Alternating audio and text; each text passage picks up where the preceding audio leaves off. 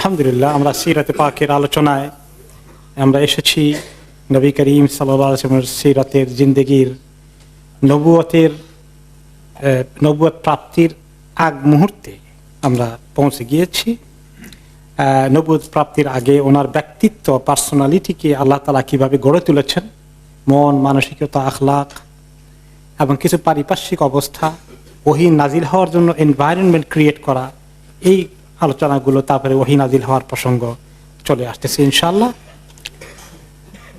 নবী করিম সাল্লাল্লাহু আলাইহি ওয়াসাল্লামের জিন্দেগি অত্যন্ত পাক পবিত্র জিন্দেগি ছিল ইসলাম বা ওয়াহি পাওয়ার আগেই, যখন তিনি ওয়াহির সঙ্গে কোনো যোগাযোগ নেই, আল্লাহ তাআলা ওনার কাছে কি চান এগুলো পাওয়ার কোনো সুযোগ না হওয়ার আগ থেকেই তিনি অত্যন্ত ভালো মানুষ।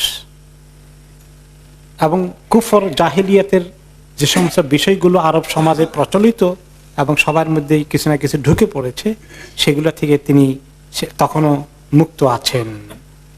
এবং ওনাকেই একমাত্র আল আমিন উপাধি দেওয়া হয়েছে, বিশ্বস্ত, সততা, অনেস্টির দিক থেকে। আর কেউ এই টাইটেল পায় নাই। তাহলে এটা বোঝা যায় যে যাকে আল্লাহ তাআলা নবী হিসাবে পাঠাবেন তার ব্যক্তিত্ব, শাখসিয়াত, পার্সোনালিটি, সততা, নিষ্ঠা, আন্তরিকতা, এগুলো মানুষের কাছে আগে থেকে যদি গ্রহণযোগ্য হয়ে যায়। নবী কিন্তু একজন বড় লিডার, তো লিডারশিপ যে সমস্ত বেসিক গুণ, এগুলো আল্লাহ তাআলা ওনাকে আগে থেকেই দিয়েছেন। পরে তো অবশ্য আল্লাহ তাআলা ওনাকে আরো ইসলাম দিয়ে, কোরআন দিয়ে, ওয়াহি দিয়ে আরো ওনাকে সুন্দর করে গড়ে তোলার জন্য আরো তৌফিক দিয়েছেন, সুযোগ দিয়েছেন। কিন্তু ন্যাচারালি তার আগেই তিনি একজন অত্যন্ত ভালো মানুষ, বিভিন্ন সৎ গুণের অধিকারী হয়ে অলরেডি তার সুনাম মক্কায় ছড়িয়ে পড়ছে। আল আমিন, সবচেয়ে বেশি বিশ্বস্ত। কোনো জায়গায় আমানত রাখা যায় কিনা, সবার আগে আমানত রাখার জন্য, হেফাজতের জন্য যে নামটা প্রচলিত হয়ে গেছে তিনি হচ্ছেন মুহাম্মদ। এরপরে তিনি নিজেই আল্লাহ তাআলার অনেক নিয়ামত তিনি পেয়েছেন। যদিও তিনি ইতিম ছিলেন, অনেক দিক থেকে, অর্থনৈতিক দিক থেকে খুব ভালো অবস্থায় ছিলেন না, এরপরেও আল্লাহ তাআলা ওনাকে আস্তে আস্তে করে ওনার ব্যক্তিত্ব গ্রহণযোগ্য করে দিয়েছেন মক্কার সমাজে। তিনি মক্কায় চতুর্পাশে মূর্তি পূজা হচ্ছে। কাবা ঘরে যেখানে তিনি তাওয়াফ করেন সেখানে 360টি মূর্তি আছে। সবাই তাদের ভালো মন্দের জন্য ওখানে আসে। ওই সমাজে মানুষ হওয়া সত্ত্বেও একদিনও তিনি কোনো মূর্তির কাছে আসেননি। বরঞ্চ তিনি এটাকে অত্যন্ত অপছন্দ করেছেন। উরওয়া ইবনে জুবাইর রাদিয়াল্লাহু আনহু বর্ণনা করেন যে খাদিজার একজন প্রতিবেশী ছিলেন, তিনি আমাকে বলেছেন যে একদিন নবী করিম সাল্লাল্লাহু আলাইহি সাল্লাম খাদিজা রাদিয়াল্লাহু আনহাকে বিয়ের পরে বললেন, আই খাদিজা, ওয়াল্লাহি লা আ'বুদুল লাত ওয়াল্লাহি লা আ'বুদুল উজ্জা আবাদান। খাদিজা, শুনছো, এই যে সবাই লাত আর উজ্জা, মানাত এগুলার ইবাদত করে, আল্লাহর কসম আমি কোনোদিন তাদের ইবাদত করি নাই, করবো না। তো খাদিজা রাদিয়াল্লাহু আনহা বললেন, খালিল লাত খালিল উজ্জা, ঠিক আছে, এগুলা ফেলে দিন, এগুলা দরকার নাই। তিনিও একমত হয়ে গেলেন। তখনও কিন্তু ইসলাম ওনাদের কাছে এভাবে ওহীর মাধ্যমে আসেনি। এমনকি যখন বাহিরা আর রাহিবের সঙ্গে সিরিয়ার সফরে দেখা হয়েছে, বাহিরা তখন ওনাকে অ্যাড্রেস করে জিজ্ঞেস করলেন যে খ্রিস্ট সম্প্রদায়ের একজন যাজক, এবং যিনি দেখতে পেয়েছিলেন নবুয়তের কিছু লক্ষণ ওনার মধ্যে আছে। তখনও খ্রিস্ট সম্প্রদায়ের মধ্যে কিছু কিছু লোক ঈসা আলাইহিস সালামের ধর্মের অনুসারী ছিলেন, তাদের ভিতরে এত শিরক ঢুকেনি। তার মধ্যে অন্যতম একজন ছিলেন বাহিরা। তো তিনি তখন বললেন যে তোমাকে লাত এবং উজ্জার কসম দিয়ে বলি, কি একটা কথা জিজ্ঞেস করলেন আরবদের সম্পর্কে নবী করিম সাল্লাল্লাহু আলাইহি সাল্লামকে, লাত এবং উজ্জার কসম করে বলো তো এই কথাটা। তখন তিনি তাকে উত্তর দিলেন, লা তাসআলনি বিহাক্কি লাত ওয়াল উজ্জা শাইআন, খবরদার, লাত আর উজ্জার কসম দিয়ে আমাকে কোনো কথা জিজ্ঞেস করবে না। ফাওয়াল্লাহি মা আবগাতু শাইআন কাত্তু বুগদি লাহুমা, আমি যে সমস্ত জিনিসকে ঘৃণা করি, এই ঘৃণার মধ্যে টপ লিস্টে এই দুইটা আছে, কিন্তু কাজে এদের কসম করার কথা আমাকে বলো না। এরপরে যায়েদ ইবনে হারিসা রাদিয়াল্লাহু আনহু তিনি বলেন, কানা সানামান মিন নুহাসিন ইউকালু লাহুমা ইসাফুন ওয়া নাইলা। ইসাফ এবং নাইলা দুটো মূর্তি ছিল, এগুলো ধাতব পদার্থ দ্বারা তৈরি, মাটির মূর্তি না, একদম ধাতু দ্বারা বানানো। ইয়াতামাসসাহু বিহিমাল মুশরিকুনা ইযা তাওয়াফু, তাওয়াফ করার সময় মুশরিকরা এগুলাকে টাচ করে করে শরীরের মধ্যে এগুলার বরকত লাগাতো। এটা ছিল কমন প্র্যাকটিস। এখন মাজারের চতুর্দিকে গেলে কি করে? বরকত গায়ের মধ্যে লাগায়, তাই না? এই শিরক ওখান থেকে আসছে।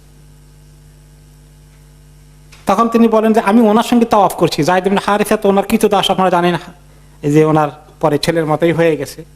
উনি বলেন যে আমাকে নিয়ে উনি তাওয়াফ করলেন। ফালাম্মা মারারতু মাসাহতু বিহি, আমি যখন ওনার সঙ্গে তাওয়াফ করলাম সবার মতো আমি বরকত নেওয়ার জন্য ওগুলোর মধ্যে হাত দিলাম একটু গায়ে লাগানোর মাখার জন্য। ফাকাল রাসূলুল্লাহ সাল্লাল্লাহু আলাইহি ওয়াসাল্লাম লা তামাসসু, এই খবরদার এগুলোকে টাচ করো না।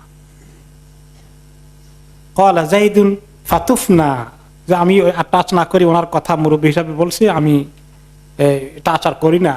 ফাকুলতু ফি নাফসি লা আমাসান্নাহু হাত্তা আনযুরা মা ইয়াকুন, আমি কিন্তু কতক্ষণ থামলাম, কিন্তু একটু পরে থাকলাম যে কিভাবে না করে চলি, সবাই এটা করে, এত বুজুর্গ জিনিস, তারা এগুলা থেকে অনেক পাওয়ার আছে। তারপর আমি আরেক ফাঁকি দিয়ে উনি যাতে না দেখে আবার টাচ করে ফেললাম। ফাকাল রাসূলুল্লাহ সাল্লাল্লাহু আলাইহি ওয়াসাল্লাম লা তামাসসুহু আলাম তুনহা, তুমি এটাকে টাচ করো না, তোমাকে নিষেধ করা হয়নি? তিনি খুব সিরিয়াসলি, তখন ওনার কাছে তাওহীদের কলেমা তো আসেনি, ন্যাচারাল ফিতরাতান তিনি তাওহীদের আন্ডারস্ট্যান্ডিং আল্লাহ ওনাকে দিয়ে দিয়েছেন। তারপরে যায়েদ রাদিয়াল্লাহু আনহু বলেন, ফাওয়াল্লাযী আকরামাহু ওয়া আনজালা আলাইহিল কিতাব মাসতালামা সানামান কাত্তু হাত্তা আকরামাহু আল্লাহু তাআলা বিল্লাযী আকরামাহু ওয়া আনজালা আলাইহি। যায়েদ ইবনে হারিসা পরবর্তী পর্যায়ে বলেন যে আল্লাহর কসম, যে আল্লাহ নবী মুহাম্মদ সাল্লাল্লাহু আলাইহি ওয়াসাল্লামকে সম্মানিত করে রেখেছেন, যে তিনি কেন যে টাচ করেন আমি বুঝতে পেরেছি। সত্যি আল্লাহ ওনাকে, যাকে আল্লাহ নবী বানাবেন, তাকে দিয়ে আল্লাহ তাআলা এই খারাপ কাজ কি করান, শিরকের মতো কাজ। এই হলো শিরকের ব্যাপারে তাদের মুশরিকদের আকীদার সঙ্গে তিনি কিভাবে নবুয়তের আগেই ঘৃণা পোষণ করেছেন। আরেকটি বড় কাজ, তিনি কখনো মদ্যপান করেননি। আরব দেশে ওনার চাচা, ওনাদের মুরব্বীরা সবাই পাটি পুটিতে মদ খেত। এখানকার মতো মদ ছিল তাদের যে কোনো সামাজিক অনুষ্ঠানের অন্যতম একটা প্রোগ্রামের অংশ, কিন্তু তিনি কখনো মদ্যপান করেননি। কখনো তিনি ফাহেসা কোনো কাজে, কোনো মন্তব্য, এমন কিছু যেটার মধ্যে খেলাধুলা থেকে শুরু করে গান বাজনা, যেগুলা মানে এনিথিং অবজেকশনেবল হতে পারে, জুয়া খেলা, যেগুলো আরব দেশে সব কমন ছিল। হারামের ভিতরে জুয়া খেলা হতো, এমনকি গান বাজনা প্রচলিত ছিল, বিশেষ করে কৃতদাসী ছিল, তাদের গান বাজনার আসর, এটাও কমন প্র্যাকটিস ছিল। রাত ভর, অনেক সময় লম্বা রাতের গানের আসরে লোকেরা বসতো, কিন্তু কোনোদিন তিনি এগুলাতে যাননি। তবে 2 দিন উনি একটুখানি চেষ্টা করেছিলেন, কিন্তু আল্লাহ ওনাকে নসিবে রাখেন নাই। সেটা কি? তিনি নিজে বলেন, ওনার জামাতা এবং চাচাতো ভাই আলী ইবনে আবি তালিব রাদিয়াল্লাহু আনহু বর্ণনা করেন যে আমি নবী করিম সাল্লাল্লাহু আলাইহি ওয়াসাল্লামকে বলতে শুনেছি, মা হামামতু বিকাবিহিন মিম্মা ইয়াহুমু বিহি আহলুল জাহিলিয়া ইল্লা মাররাতাইন মিনাদ দাহর, যে মক্কার জাহিলি সমাজে যে সমস্ত খারাপ কাজগুলো ইসলামের দৃষ্টিতে ঠিক নয়, নবুয়তের আগেও আমি এই সমস্ত কোনো খারাপ কাজে কখনো জড়িত হইনি, এই সমস্ত ফাংশনে আমি কখনো যাইনি, যোগদান করিনি। তবে 2 বার আমি চেষ্টা করেছিলাম, কেলতাহুমা আসামানি আল্লাহু মিনহুমা, 2 বারই যখন আমি একটু ইয়ং বয়সে ঢুকার চেষ্টা করেছি, আমার আল্লাহ আমাকে হেফাজত করে ফেলেছেন। কিভাবে? 2টো ঘটনা। কুলতু লাইলাতান লিফাতান কানা মাই মিন কুরাইশিন বিআলা মাক্কা ফি গানামিন লিআহলিনা নারআহা, যে আমি এবং মক্কার আরেকটি মেষপালক, রাখালের চাকরি করেছেন তিনি মক্কাবাসীদের, তার বিনিময়ে কিছু বেতন পেতেন, ছাগল চরানোর দায়িত্ব তিনি করেছেন। নবীকে দিয়ে আল্লাহ তাআলা কি করেছেন? ছাগল পালার কাজ করিয়েছেন, যেটা রাখাল বলতে পারেন। সব নবীরাই এই রাখালে চাকরি করেছেন, আদম আলাইহিস সালাম ছাড়া। কারণ এই তাদের তো কিছু নবীরা তো সবসময় বড় ধনী ছিলেন না, যদিও দাউদ আলাইসাল্লাম, সুলাইমান আলাইসাল্লাম ওনারা বাদশাহ ছিলেন, কিন্তু অনেক নবীরাই হয়তো অর্থনৈতিকভাবে এমন কোনো বড় ফ্যামিলি থেকে আসেননি, ধনী ফ্যামিলির থেকে, যার ফলে তাদের রুজি রোজগারের জন্য চেষ্টা করতে হয়েছে। অন্যতম কাজ হলো তারা করেছেন ইয়াং বয়সে ছাগল চড়ানোর কাজ। তো উনি বলেন যে আমি যখন ইয়াং যুবক, কিশোর থেকে যুবকে বা কৈশোর যৌবনের মধ্যে আছি, এই সময় ছাগল চড়ানোর কাজে আমরা 2 জন আছি। তো অনেক সময় ছাগল চড়াতে গিয়ে রাত্রে ওনারা বাইরে থাকতেন, থাকার ব্যবস্থা ছিল ওখানে, যেখানে ঘাস জঙ্গল এগুলো পাওয়া যায়। কারণ মক্কা শহরের সব জায়গায় কি ঘাস আছে নাকি? মক্কা শহর থেকে বেরিয়ে যেতে একটু ওয়াদিতে যেতে হতো, যেখানে সমতল ভূমি, কিছু নিচু ভূমি, কিছু ঘাস আছে একটু দূরে। আমরা অনেক সময় সেখানে রাত্রেও থাকতাম। তো আমি এবং আমার আরেক সহকর্মী, মক্কাবাসীদের আরো কিছু লোকের ছাগল টাগল যে চড়িয়েছে, 2 জন আছে।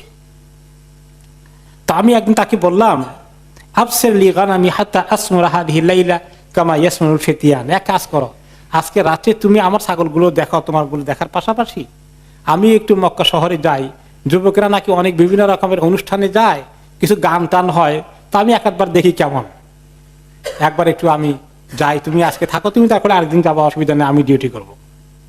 সে কয় ঠিক আছে যাও, আজকে তোমার ছাগল আমি দেখবো। তারপরে আমি নবী করিম সাল্লাল্লাহু আলাইহি ওয়াসাল্লাম নিজেই বললেন আলী রাদিয়াল্লাহু আনহুকে, পরে খারাজ তো আমি বের হলাম, ফালাম্মা জিতু আদনা দারি মিন দুরি মক্কা, মক্কা শহরের একদম প্রথম দিকেই যে ঘরগুলো পড়ে এইগুলোর কাছে যখন এসে পৌঁছলাম, সামিতু গিনাআন সাওতা দুফুফিন ওয়া মাজামির, আমি শুনতে পেলাম যে কিছু বাদ্যযন্ত্র, দফ টফ এবং আরো কিছু বাদ্যযন্ত্র বাজছে, আর গানের একটু স্বর আসছে, মোটামুটি একটা ফাংশন হচ্ছে। তো মক্কা লোকদের এগুলো খুব হতো, মদ খাওয়া, জুয়া খেলা, গান বাজনার আসর, এগুলো কমন ছিল, যেটা ইসলাম না থাকলে সমাজের মধ্যে এগুলো কমন আছে কিনা?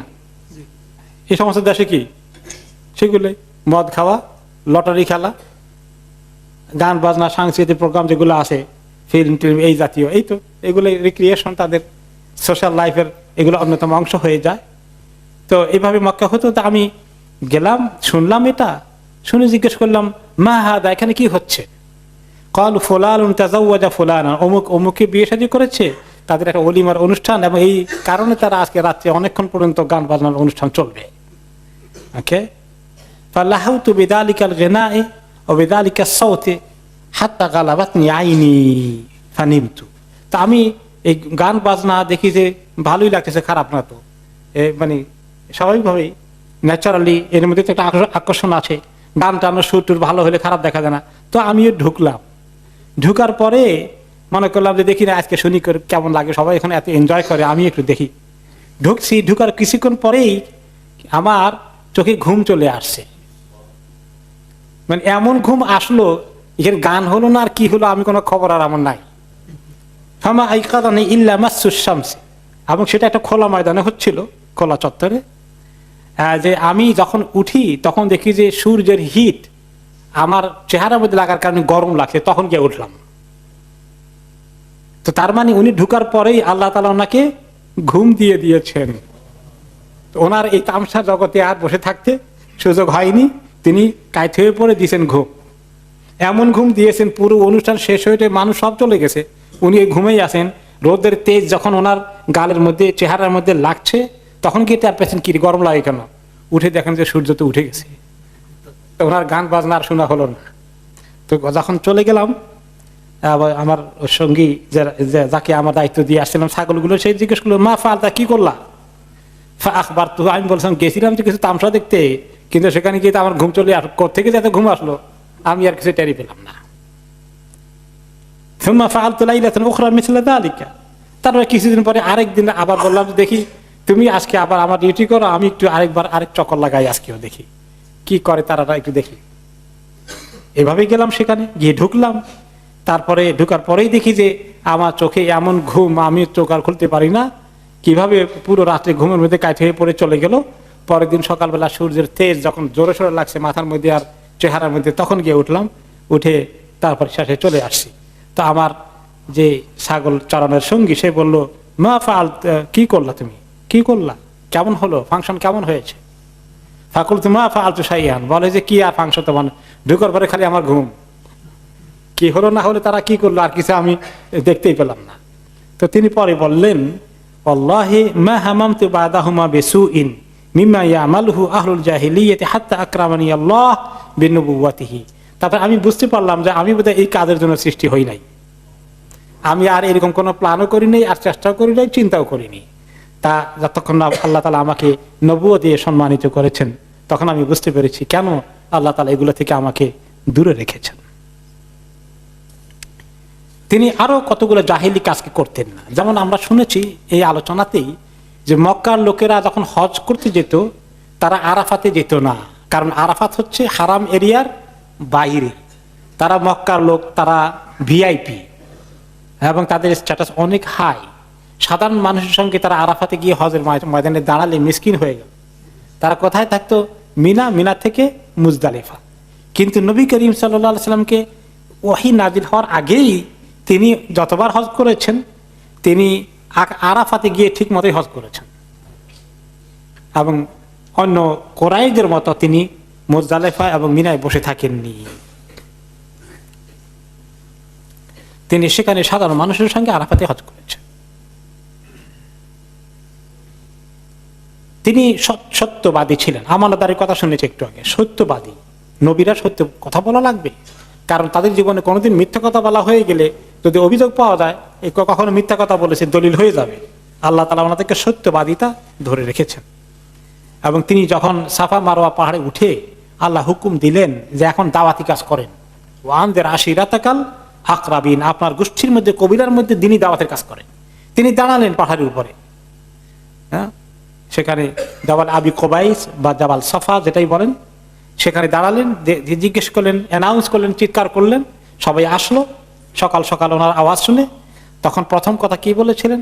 আর আইতুকুম লাউ আখবারতুকুম আন্না খাইলান বিল ওয়াদি তুরিদু আন তুগীরা আলাইকুম আকুনতুম মুসাদ্দিকিন।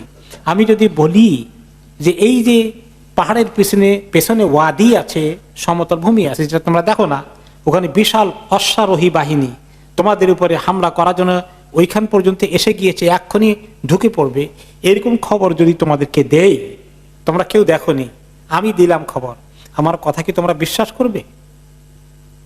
ক্বালু না'আম মা জাররাবনা আলাইকা কাযিবান কাত্ত। তারা কি উত্তর দিয়েছিল? অবশ্যই বিশ্বাস করব, কারণ এই পর্যন্ত তোমার কাছ থেকে আমরা কোনোদিন মিথ্যা খবর শুনিনি, তুমি কোনোদিন মিথ্যা কথা বলোনি, আজকে বলবে কেন হঠাৎ করে? তারপরে তারা কি করেছে রিয়াকশন, ওইটা আমরা পরে এক সময় শুনবো। আবু জাহাল তখন কি রিয়াকশন করলো। এমনকি যখন হেরাকাল রোমান সম্রাটের এটা শুনেছেন, জিজ্ঞাসা করেছিল সে কি কখনো মিথ্যা কথা বলেছে তোমাদের সঙ্গে? বলে না, সে তো কোনদিন মিথ্যা কথা শুনিনি, বলতে শুনিনি। তখন হেরাকাল বা হেরাক্লিয়াস কি বলেছিল? তোমাদের দুনিয়াবি ব্যাপারে তোমাদের সঙ্গে যদি মানুষের ব্যাপারে মিথ্যা কথা না বলে, তাহলে আল্লাহর ব্যাপারে মিথ্যা কথা তো বলতে পারে না। তাহলে এটাও সমাজে প্রসিদ্ধ ছিল, ওনার ব্যক্তিত্বের মধ্যে মিথ্যার কোনো আশ্রয় কখনো ছিল না। এরপরে তিনি সব সময় আত্মীয় স্বজনের সঙ্গে ভালো ব্যবহার করতেন, গরিব অসহায়কে সাহায্য করতেন, সবকিছু করেছেন। তিনি কোনো ধরনের কষ্ট কাউকে দেওয়া এবং এই সোশ্যাল ওয়েলফেয়ারের কাজ করা, সমাজের মানুষের খিদমত করা, এগুলোর দিকে তিনি সবসময় অগ্রগামী ছিলেন। এবং সেটা আমরা দেখতে পাই, আরো পরে দেখবো ভালো করে। খাদিজা রাদিয়াল্লাহু আনহা যখন বললেন ওহী নাজিল হওয়ার পরে, কি দেখলাম, কি হলো আমি তো বুঝতে পারছি না, এইটা কি ভালো জিনিস না মন্দ জিনিস, আমাকে জড়াই ধরলো, পড়তে বললো, কি জিনিস? তখন খাদিজা রাদিয়াল্লাহু আনহা কি বলেছেন? কোনো চিন্তা করবেন না, আপনি এত ভালো মানুষ, আপনি অসহায় মানুষকে সাহায্য করেন, মেহমান আসলে মেহমানদারি করেন, হ্যাঁ, সবসময় আপনি ভালো কাজ করেন, আপনাকে আল্লাহ এরকম কোনো মুসিবতে ফেলবে আমি বিশ্বাস করি না। এতে বোঝা গেল যে ওনার এই চরিত্রের মধ্যে, ব্যক্তিত্বের মধ্যে এই ভালো গুণগুলো সাংঘাতিকভাবে এবং ঢুকে আছে 100%। তিনি একজন উত্তম মানুষ। এটা নবুয়তের জন্য একটা বড় ধরনের যোগ্যতা যেটা আল্লাহ তাআলা ওনাকে দিয়েছেন। এইগুলো করে করে আল্লাহ তাআলা ওনাকে নবী করার জন্য আগে থেকেই রেডি করে নিয়ে আসছেন।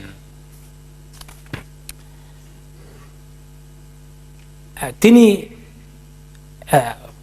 কোনো কবিতা চর্চা করেননি, তেনাকে লেখাপড়া করানো হয়নি। কোনো আরবদের কিছু কিছু লোকে লেখাপড়া জানতো, আল্লাহ তাআলা ওনাকে লেখাপড়া শিখার লাইন থেকে সরিয়ে রেখেছেন। তার কারণ, যদি তিনি ওহী পান তাহলে তারা কি বলবে? তুমি নিজে বসে বসে রচনা করেছ, তুমি কবি, কাব্য চর্চা করেছ, এই জন্য কবিতার মতো করে তুমি বানাও। তারা কি বলবে? ওয়াশ-শামসি ওয়া-দুহাহা ওয়াল-কামারি ইযা তালাহা ওয়ান-নাহারি ইযা জাল্লাহা, মনে হয় কবিতার মতো। তখন বলতে ওই যে তুমি কবি, এই জন্য তুমি এগুলা করেছ। আল্লাহ তাআলা এই জন্য বলেছেন যে আমি আপনাকে কখনো কবি হতে দেখিনি, কবিতা কাব্য চর্চাও আপনি করেননি, আপনি লেখাপড়া করেননি, যাতে করে তারা কখনো অভিযোগ দিতে না পারে যে আপনি এগুলো আগে থেকেই চর্চা করে পরে নবুয়ত আবিষ্কার করেছেন। ওমা আল্লামনাহু শি'রা ওমা ইয়ানবাগী লাহু, আল্লাহ তাআলা নিজেই বলেছেন আমি তাকে কবিতা শিখাইনি এবং এটা তার জন্য করা ঠিকও না। নবী আবার কবি হবে কেন? তাহলে তো লোকেরা নবীর মর্যাদা, নবীর কাজ অনেক বড় কাজ, লেখালেখি করার কাজ, লেখাপড়ার কাজ শুনলে তখন তারা বলবে ওই তো লেখাপড়াকে যে শিখেছে এখন কিতাব একটা বানিয়ে বলে যে ওহী নাজিল হয়েছে। এই জন্য আল্লাহ তাআলা নিজেই বলেছেন যে আপনাকে দিয়ে আমি এই লেখাপড়ার কাজও করাইনি। ওনাকে টাইটেল দিয়েছেন আন-নবী আল-উম্মি, তাই না? কোরআন শরীফে আল্লাহ তাআলা ওনাকে লকব দিয়েছেন আপনি হচ্ছেন উম্মি নবী। এবং তিনি আরো বলেছেন মা কুনতা তাদরি মাল কিতাব ওয়ালাল ঈমান, হে নবী আপনি জানতেন না যে কিতাব কি জিনিস, ঈমান সঠিকভাবে আল্লাহর উপর কেমনে আনতে হয়, এগুলোর কোনো জ্ঞান তো আপনার আগে ছিল না, আমি আপনাকে নবুয়ত পাওয়ার পরে দিয়েছি। আল্লাহ তাআলা আরো বলেছেন ওমা কুনতা তাতলু মিন ক্বাবলিহি মিন কিতাব, এর আগে আপনি কোনো কিতাব পড়েননি, ওয়ালা তাখুত্তুহু বিয়ামিনিক, আপনার হাতে কোনোদিন লেখালেখির কাজ করেননি, ইযাল লারতাবাল মুবতিলুন, এরকম কিছু করলেই তো তারা খামাখা আপনার ভিতরে শোভা সন্দেহ করতে পারতো, আপনাকে তারা অভিযোগ করতে পারতো, ব্লেম করতে পারতো বা এই ক্লেম করতে পারতো যে ইনি তো লেখালেখি করে পরে নবুয়তে দাবি করেছেন। এগুলো কিছুই করার নেই। উম্মি আনপড়, নিরক্ষর, কিন্তু নিরক্ষরের অর্থ মূর্খ না। নিরক্ষর আর মূর্খের মধ্যে পার্থক্য আছে। মূর্খ বলি আমরা, আর এটা হলো কি নিরক্ষর, যে অক্ষর জ্ঞান নাই। কিন্তু এমন মানুষ পৃথিবীতে এখনো আছে, দেখবেন আমাদের মুরব্বীদের মধ্যে, বাপ চাচা দাদা দাদির মধ্যে কেউ কেউ ছিল হয়তো পাঠশালায় যেতে পারেননি কিন্তু জ্ঞান বুদ্ধির দিক থেকে ভালো ছিলেন, তাদেরকে আপনি বলতে পারেন না যে বোকা। এরকম এই শব্দটা উম্মির তর্জমা কিন্তু নিরক্ষর, উম্মির তর্জমা মূর্খ নয়। আর মানুষের পাঠশালা না পড়িয়ে আল্লাহ তাআলা ওনাকে কার পাঠশালায় পড়িয়েছেন? আল্লাহ তাআলার পাঠশালায় পড়িয়েছেন। দুনিয়া সবচেয়ে বড় সায়েন্টিস্ট, সবচেয়ে বড় ডিগ্রিধারী কদ্দুর পৌঁছবে? আল্লাহ তাআলা ওনাকে ওনার পাঠশালায় পড়িয়েছেন এবং কি মেরাজে নিয়ে আল্লাহ তাআলা ওনাকে অনেক জ্ঞান দান করেছেন।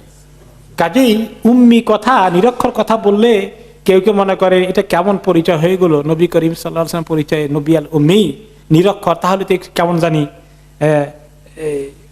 মর্যাদা সম্মান খাটো হয়ে গেল কিনা। না, ওয়াহির জ্ঞান তো দুনিয়ার সবচেয়ে বড় জ্ঞান যেটা তিনি পেয়েছেন।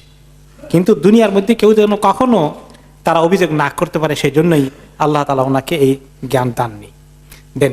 এরপরে আমরা আসি, যখন নবী করিম সাল্লাল্লাহু আলাইহি ওয়াসাল্লামের সময় এসে গেল, প্রায় ওনার নবুয়তের টাইম হয়ে যাচ্ছে, এখন বয়স ওনার 40-এর কাছাকাছি হয়েছে।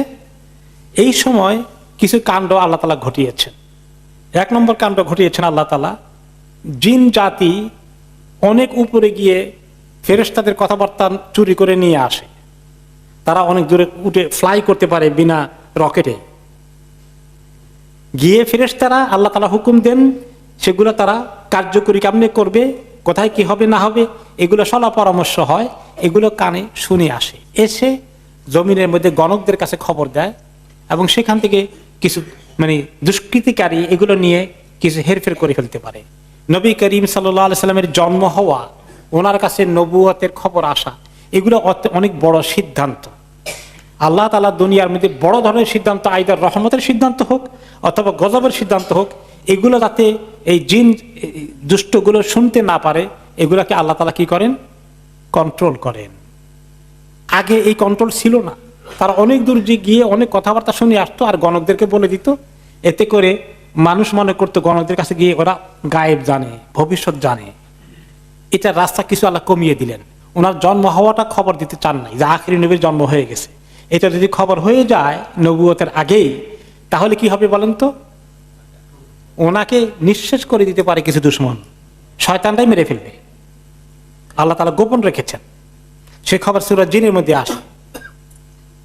সূরা জিনের মধ্যে আল্লাহ তাআলা বলে দিয়েছেন জিনদের ভাষায়, ওকে, সেখানে কি, ওয়া আন্না কুন্না নাকউদু মিনহা মাকআইদা লিস-সামআ ফামান ইয়াস্তামিল আনা ইয়াজিদ লাহু শিহাবার রাসাদা।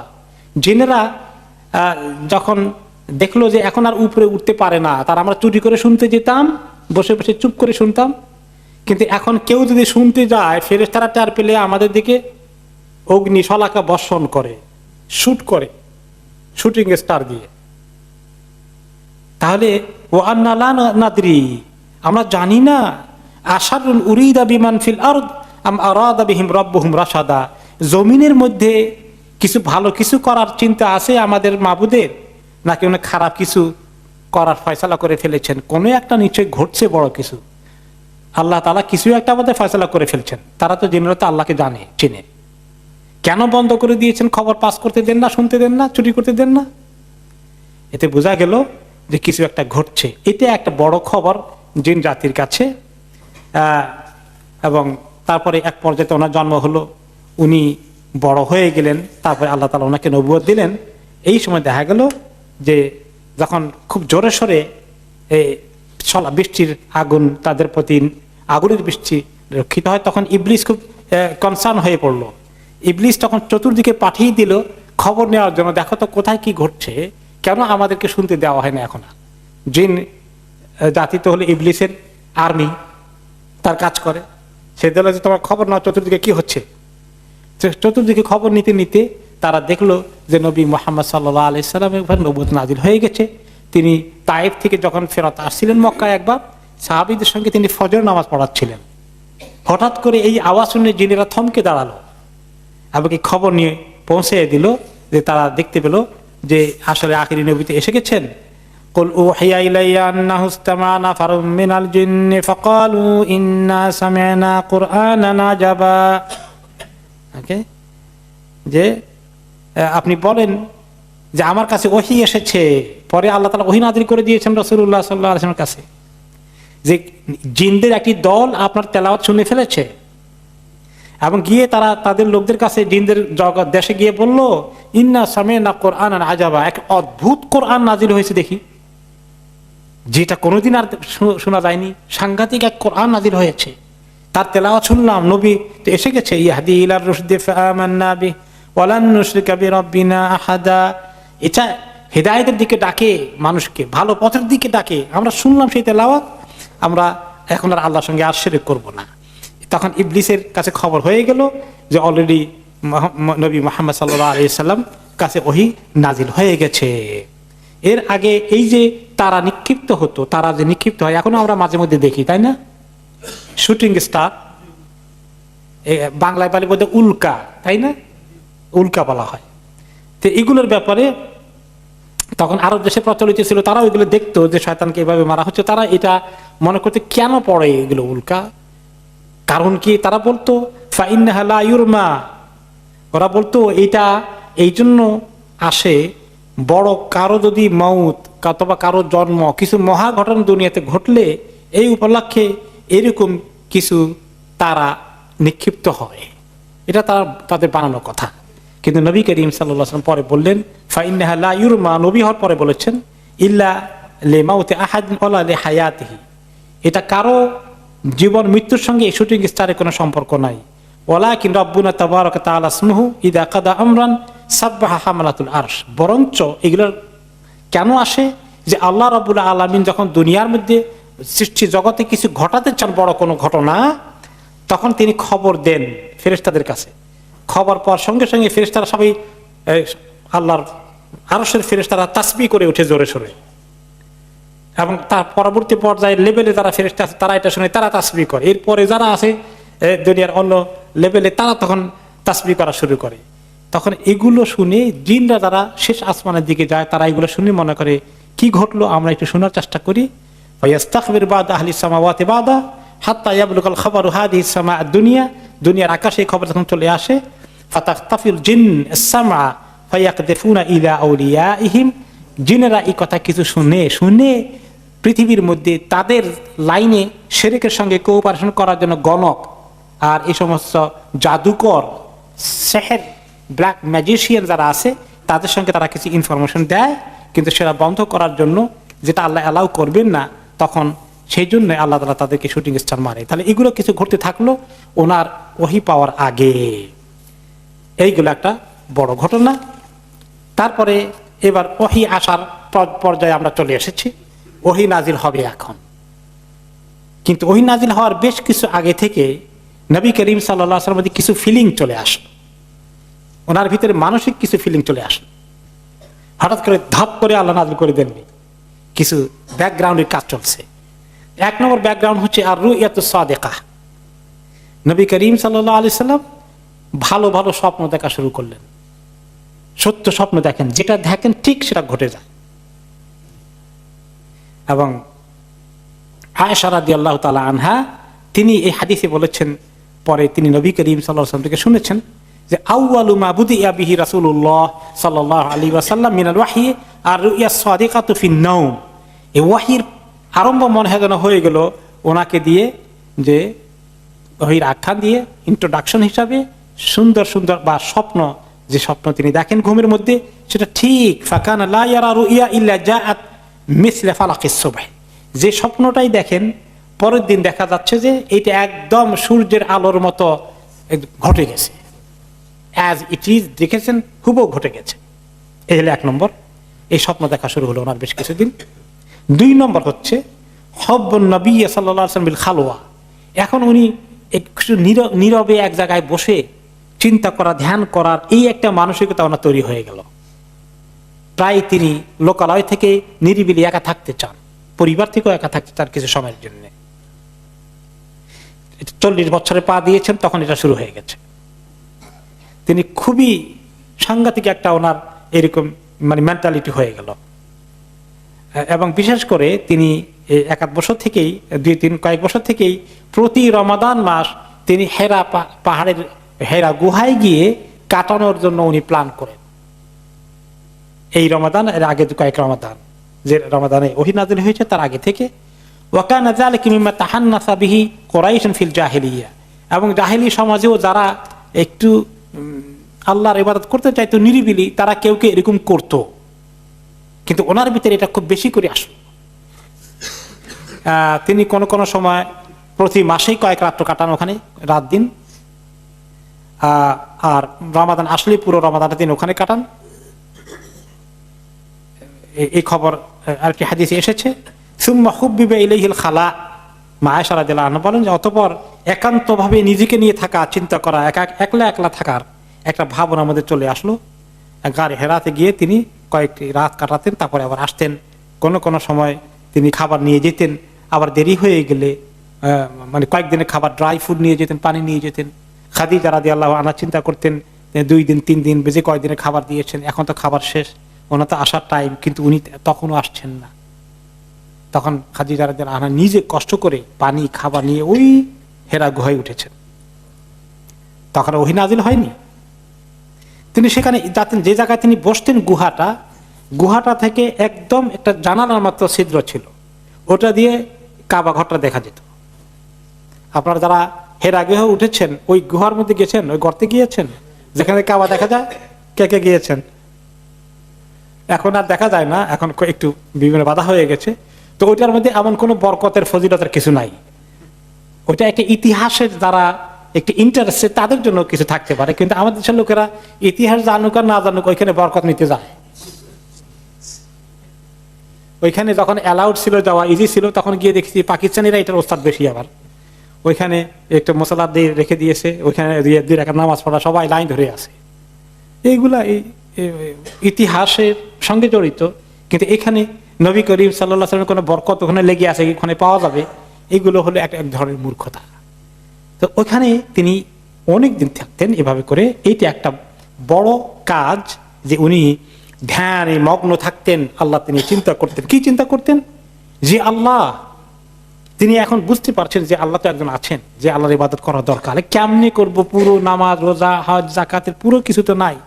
ইব্রাহিম আলাইহিস সালাম থেকে কিছু পাওয়া গেছে, যেগুলো নষ্ট করে ফেলেছে আরবরা। এরপরেও তিনি এখন আল্লাহকে পাওয়ার নেশা ওনার ভিতরে ঢুকে গেছে। আল্লাহ তাআলা ওনাকে মানসিকভাবে প্রস্তুতি করছেন। এইগুলো 2 নম্বর। 3 নম্বর আসলো, তিনি খেয়াল করেছেন কিছু পাথর এবং গাছ ওনাকে সালাম দেয় নবুয়তের আগেই, এবং তিনি নবুয়তের পরে বলেছেন, বর্ণনা করেছেন জাবের ইবনে সামুরা রাদিয়াল্লাহু তাআলা আনহু সহিহ হাদিসে বলেছেন, ইমাম মুসলিম বর্ণনা করেছেন হাদিসটি। তিনি বলেছেন, ইনিল্লা আরিফু হাজারান বিমাক্কা কানা ইসাল্লিমু আলাইয়া ক্বাবলা আন উবাস ইন্নিলা আরিফুহুল আন। তিনি বলেছেন, আমি একটা পাথর জানি মক্কাতে আছে, যে আমি নবুয়ত পাওয়ার আগেই আমি তার পাশে দিয়ে হাঁটলে সে আমাকে সালাম দিত। পাথরটা এখনো আছে, কিন্তু তিনি দেখাই দেন নাই, তারা তো ওটার পর কথা শুরু করে দিয়ে পরবর্তী পর্যায়ে। এরপরে আলী ইবনে আবি তালিব রাদিয়াল্লাহু তাআলা আনহুর হাদিসটি অবশ্য দাঈফ, ওটা থাক, ওটা আমরা স্কিপ করব। ওকে, সেখানে এসেছে সিরাতে ইবনে হিশামে এসেছে, নবী করিম সাল্লাল্লাহু আলাইহি সাল্লাম যখন কোনো কাজে যেতেন, মক্কার বিভিন্ন মানে কোনো কাজ শেষ করে যখন তিনি একলা আল্লাহর সঙ্গে মিশতে যেতেন, ফালা ইয়ামুরু রাসূলুল্লাহ সাল্লাল্লাহু আলাইহি সাল্লাম বিহাজারিন ওয়ালা শাজারিন, তখন মানুষ থাকতো না কেউ আশেপাশে, তিনি একলা চলতেন। ওই সময় যে কোনো পাথর এবং গাছ ওনার পাশে দিয়ে উনি হাঁটতেন, তারা তখন বলতেন, আসসালামু আলাইকা ইয়া রাসূলুল্লাহ, হে আল্লাহর রাসূল, আপনার প্রতি সালাম।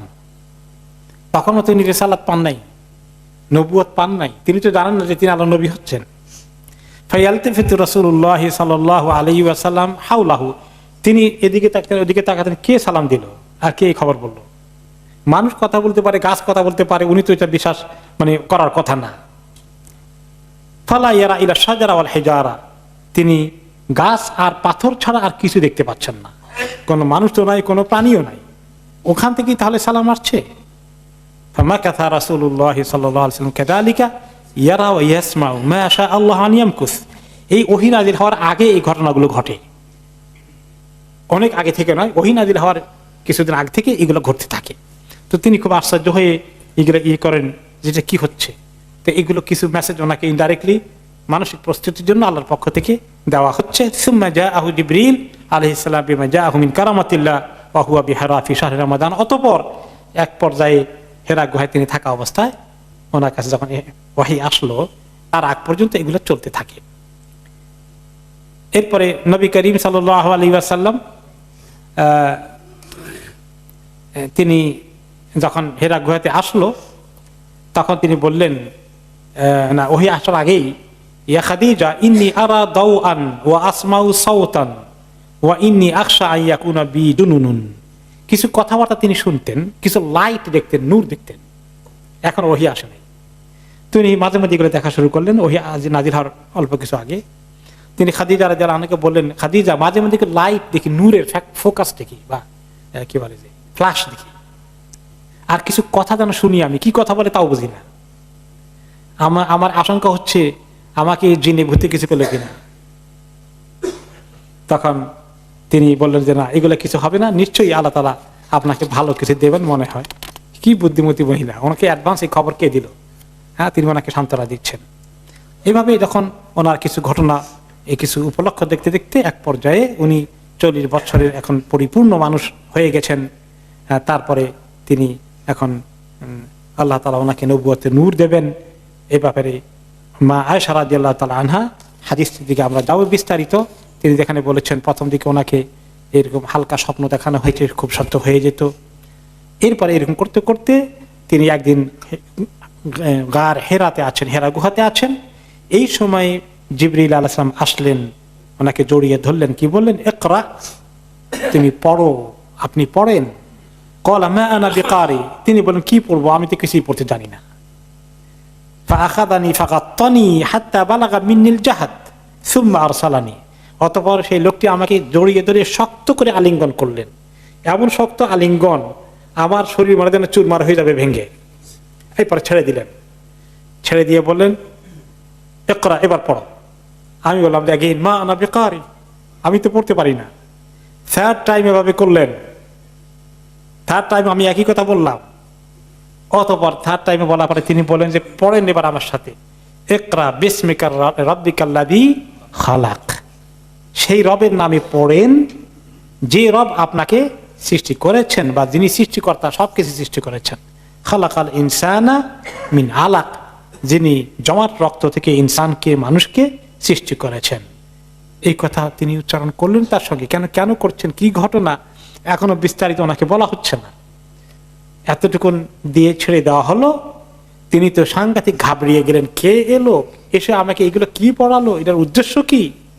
ফারাজা বিহা রাসূলুল্লাহ সাল্লাল্লাহু আলাইহি ওয়াসাল্লাম ইয়ারজুফু ফুআদহু, ওনার বুকের ভিতরে ধড়পড় করছে এই ঘটনার পরে।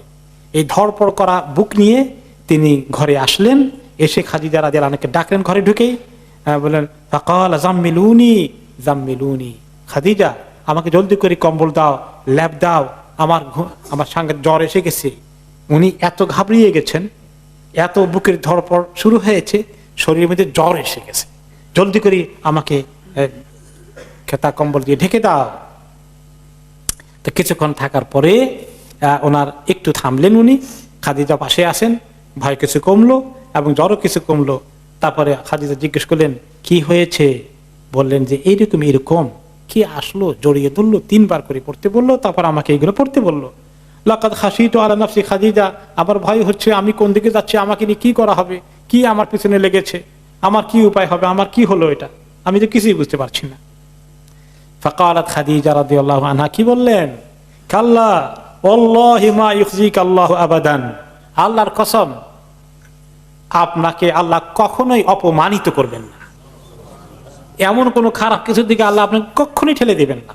কোন জিন ভূত এই জাতীয় নাপাক জিনিস কখনো আপনাকে টাচ করতেই পারে না। কারণ ইন্নাকা লা তাসিলুর রাহিম, আপনি আত্মীয়তার সম্পর্ক, আত্মীয় স্বজনের সঙ্গে খুবই ভালো ব্যবহার করেন। ওয়া তাহমিলুল কাল, আর আপনি মানুষকে, দুর্বলদেরকে, অসহায়দেরকে, ইয়েতিমদেরকে আপনি কত হেল্প করেন, সহযোগিতা করেন। অতুকসিবুল মাদুম, যাদের কিছু নাই তাদেরকে আপনি টাকা পয়সা দেওয়ার চেষ্টা করেন। নিজের না থাকলেও খাদিজা রাদিয়াল্লাহু আনহা তো ধনী মহিলা ছিলেন। বিয়ের পরে খাদিজা রাদিয়াল্লাহু আনহা তার সমস্ত সম্পত্তি কাকে দিয়েছেন?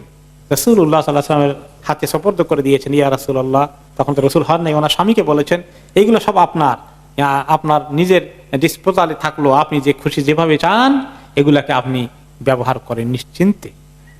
অতিকৃদাইফ, কোনো মেহমান আসলে, মুসাফির আসলে, আগন্তুক আসলে আপনি তাদেরকে খাবার দাবার করতে দ্বিধাদ্বন্দ্ব করেন না।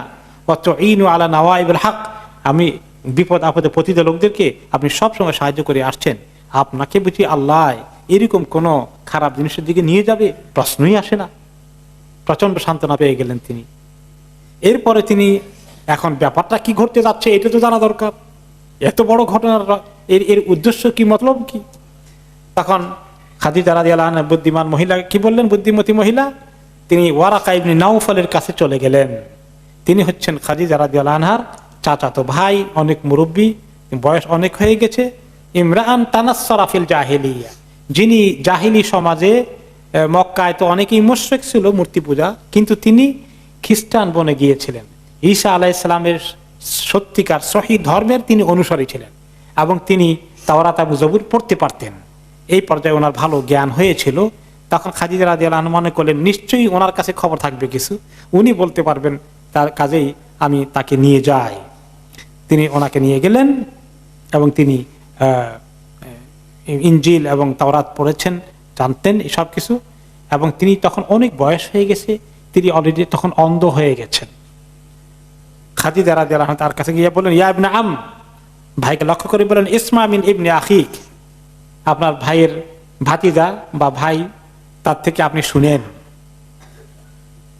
তিনি নবী করিম সাল্লাল্লাহু আলাইহি ওয়াসাল্লাম তখন বললেন, ওনাকে বললেন, ওয়ারাকা ইয়া ইবনে আখি মাযা তারা, ওয়ারাকা বললেন যে কি দেখেন আপনি, কি দেখলেন বলেন তো। নবী করিম সাল্লাল্লাহু আলাইহি ওয়াসাল্লাম বললেন কি কি ঘটলো গারে হেরার মধ্যে, সব তিনি বললেন।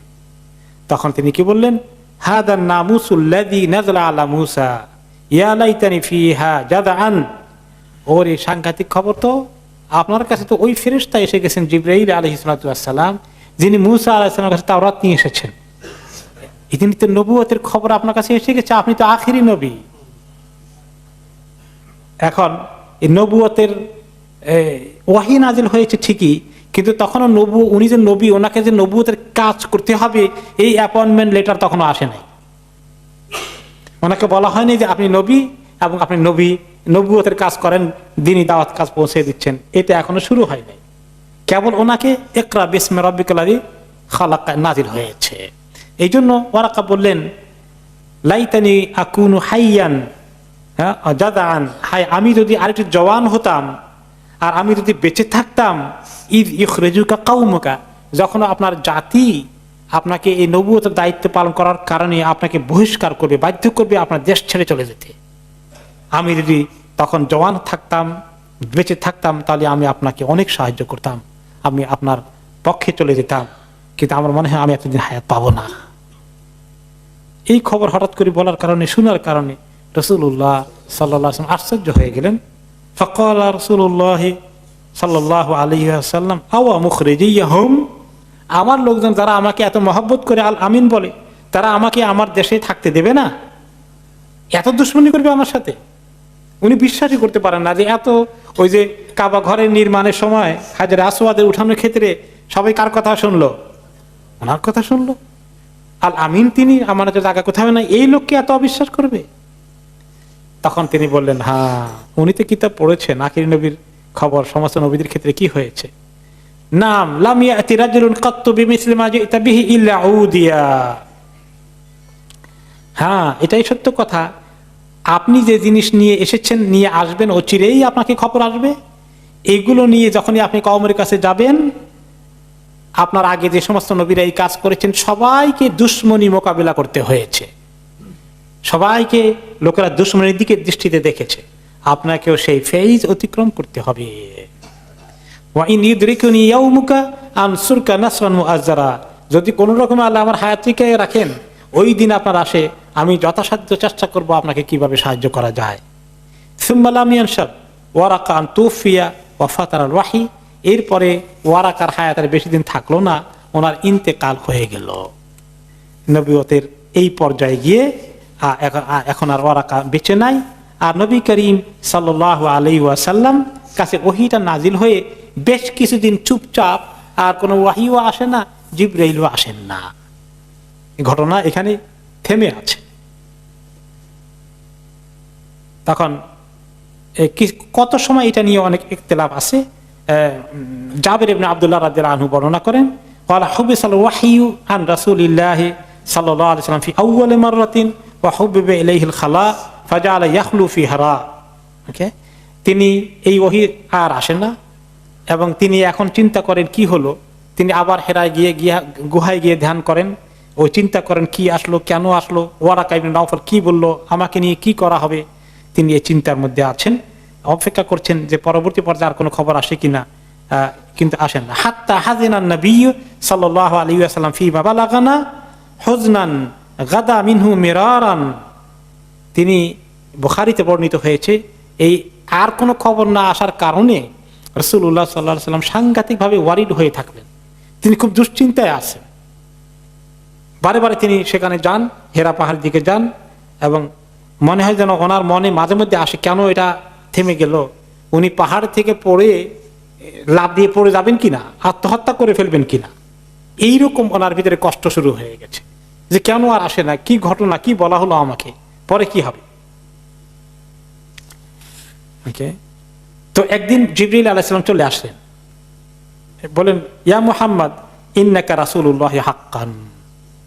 এসে খবর দিলেন, মুহাম্মদ আপনি তো আল্লাহর রাসূল, আপনাকে তো আল্লাহ তাআলা নবী হিসাবে আপন দিয়ে দিয়েছেন, আখির নবী রাহমাতুল লিল আলামিন। এই কথা শোনার পরে আয়াসকুনু লিযালিকা জাশুহু, ওনার মনের কষ্ট, অন্তরে ধরপড়ানি অনেক কমে গেল। ওয়া তাকাররু নাফসুহু, এরপরে ওনার ভিতরে একটু ইতমিনান আসলো, উনি একটু পিস পেলেন। এরপরে এভাবে কিছুদিন থাকলো। তারপরে কতদিন এখানে ছিল এই গ্যাপটা, পরবর্তী পর্যায়ে ওহী আসার ক্ষেত্রে এই ব্যাপারে অনেকগুলো রিওয়ায়াত আছে। কোন কোন রিওয়ায়াতে আছে, যেমন আব্দুল্লাহ ইবনে আব্বাস রাদিয়াল্লাহু আনহু বলেছেন, আন্নাহা কানাত আইয়ামান, আন্নাহা কানাত আইয়ামান। আব্দুল্লাহ ইবনে আব্বাসের দৃষ্টিতে এটা বেশ কতগুলো দিন, নাম বলেন না, কতগুলো দিন। আবার কেউ কেউ বলেছেন এটা প্রায় 2 থেকে 2.5 বছর থেকে 3 বছর পর্যন্ত ছিল। তো এইগুলোর ক্ষেত্রে দেখেন, ওই ইতিহাসকে পরবর্তী পর্যায়ে মানে এভাবে তো রেকর্ড করা হয়নি।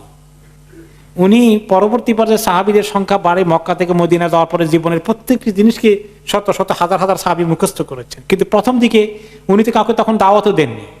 ওনার এই সমস্ত ঘটনা নোট করেছে কে বসে বসে।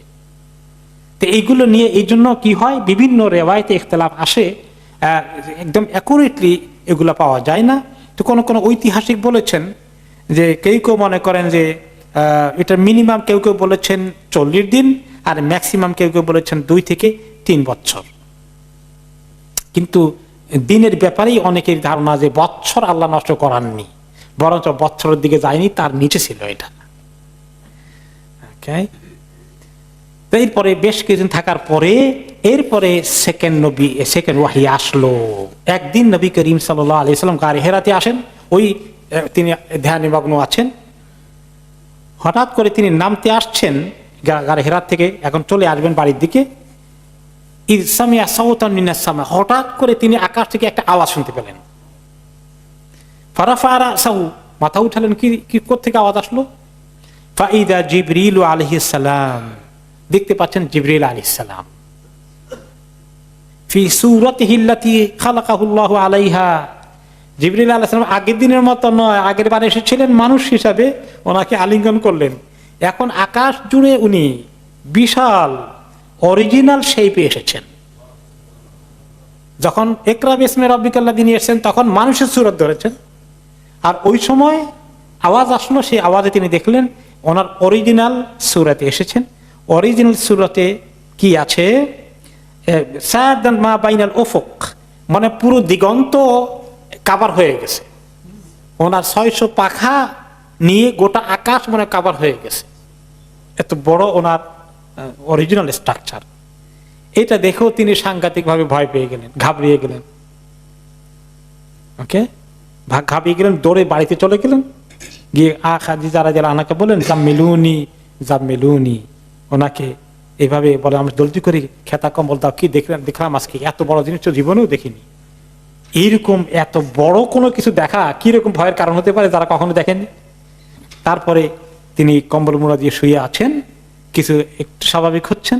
এরপরেই তখন ওহী নিয়ে আসলেন জিবরিল আলাইহিস সালাম, এসে তখন হয়তো স্বাভাবিক সূরাতে এসেছেন, এসে বললেন, ইয়া আইয়ুহাল মুদাসসির কুম ফাআনজির ওয়া রাব্বাকা ফাকাব্বির ওয়া সিয়াবাকা ফাতাহহির ওয়ার রুজা ফাহজুর।